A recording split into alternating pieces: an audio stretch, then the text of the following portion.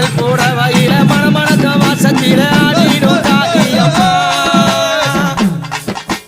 மஞ்சள் புடவையில மணமணக்க வாசத்தில ஆடிடும் காளியம்மா அமாவாசை வேளையில ஊஞ்சலில ஏறிக்கொண்டு ஆடிடும் சூழியம்மா சூழக்காளியே அத்தா தாயே